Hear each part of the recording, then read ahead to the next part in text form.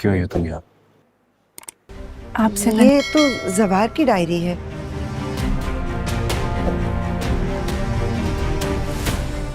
ये तो खो गई थी। फहमीदा, सारा कसूर मेरा है। आपसे मिलना है, आपको देखना है। इतने सालों बाद आपको कहाँ से मिली? नफरत करता हूँ मैं तुमसे। आपका चेहरा आपके अल्फाज का साथ नहीं दे रहा। अगर आपने हमारा चैनल सब्सक्राइब नहीं किया तो इसे सब्सक्राइब कर लें और बेल आइकन को प्रेस कर दें ताकि आने वाली वीडियो आपको मिलती रहें। नाजरीन, जानिसार आखिरकार इख्तिताम को पहुंचने वाला ही है। जानिसार की लास्ट एपिसोड बहुत ही ज़बरदस्त बनने वाली है। लास्ट एपिसोड में आप देखेंगे कि दुआ के पास कशमाला के ख़िलाफ़ काफ़ी सबूत इकट्ठे हो गए हैं और अब वक्त भी आ चुका है कि कशमाला का चेहरा सबके सामने बेनकाब कर दिया जाए। और जवार की बरसी से ज़्यादा बेहतरीन मौका क्या हो सकता है। सब लोग इकट्ठे हुए हुए होते हैं।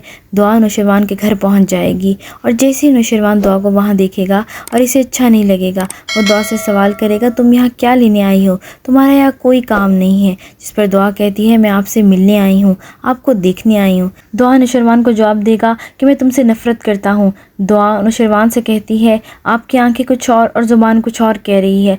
आप आज भी मुझसे मोहब्बत करते हैं। जिस पर नौशरवान कहता है, हमारे दरमियान सब कुछ ख़त्म हो चुका है। दुआ कहती है, नौशरवान ऐसा कुछ भी नहीं है। आज मैं आपके सामने अपनी बेगुनाही साबित करके रहूँगी।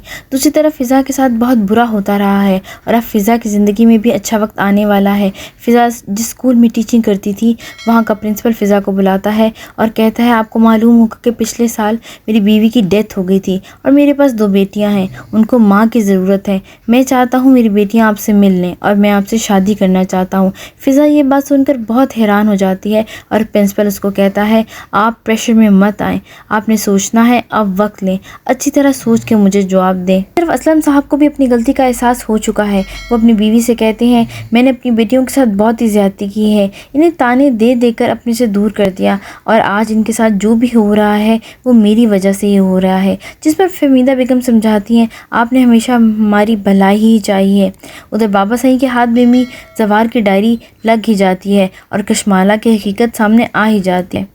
जवार ने कशमाला के बारे में उस डायरी में सारी हकीकत बयान की हुई होती है और कशमाला ने जवार को इसी वजह से मरवाया होता है कि इसकी हकीकत सबके सामने ना आ जाए और आखिरकार बाबा सही के सामने इसकी हकीकत आ ही जाती है।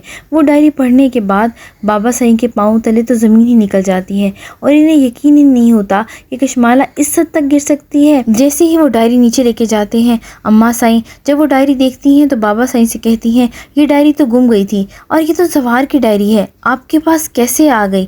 बाबा सही बताते हैं कि ये डायरी जाफर ने मुझे दी है और इसमें कशमाला के बारे में सारी हकीकत बयान हुई है। जिस पर कशमाला के पांव तले तो ज़मीन ही निकल जाती है। अब कशमाला के पास भागने का कोई दूसरा रास्ता नहीं है। दुआ भी वहाँ मौजूद होती है और सब सबूत पेश करती है और बताएगी ये सारा कसूर कशमाला का ही है और कशमाला ने साई की जान लेने की कोशिश की थी और सारा इल्ज़ाम मेरे सर डाल दिया था।